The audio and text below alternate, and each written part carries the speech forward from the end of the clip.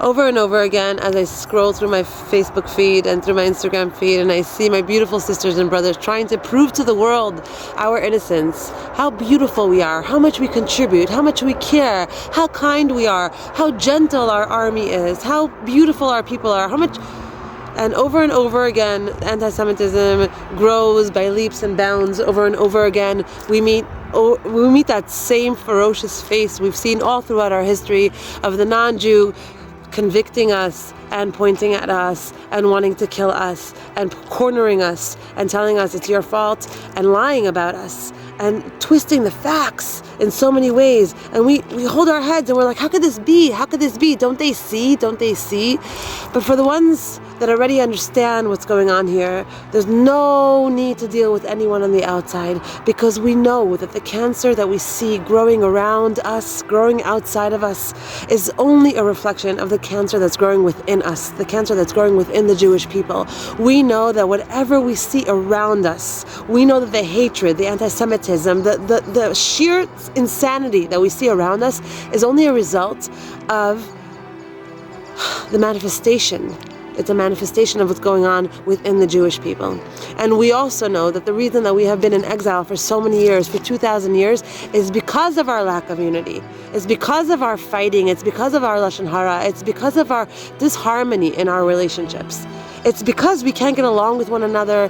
We can't trust another person. We have a hard time opening up our hearts because we've been hurt time and time and time again. Relationships are hard.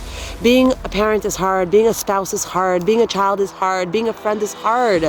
Trusting is hard. Opening up our hearts is hard. We've been hurt time and time and time again. And you know what? At this point, we don't really know how to do this thing called relationships. It's really, really, really, really difficult. And we look up and we're like, so what do you want? So what do you want? We're in a real dire situation. We're in a really scary situation. It's really happening in front of our eyes. There are real missiles flying overhead. Our children are in a real state of sakana, of danger. And you want us to have peace, love, and harmony? How do we do this thing? Our hearts are so wounded, so wounded. And then we turn to different books and different mentors and different listening. We listen to different podcasts. We go on Instagram. We read all these memes about relationships, and we try to get it right. We try to get it right. But in essence, God is not budging. He wants us united. He wants us as one. He wants to turn our hearts of stone into hearts of basal, into flesh. He wants us to love, to trust, to unite, congeal. How do we even do this? I want to invite you to a real conversation on Tuesday night with myself, free, and have this conversation, this real, raw conversation about how to move this thing forward, how to really show up in our relationships from a whole different way, and from a godly way, from a Torah-dic way, from a way that is totally nothing that can be found outside of Hashem, of Torah.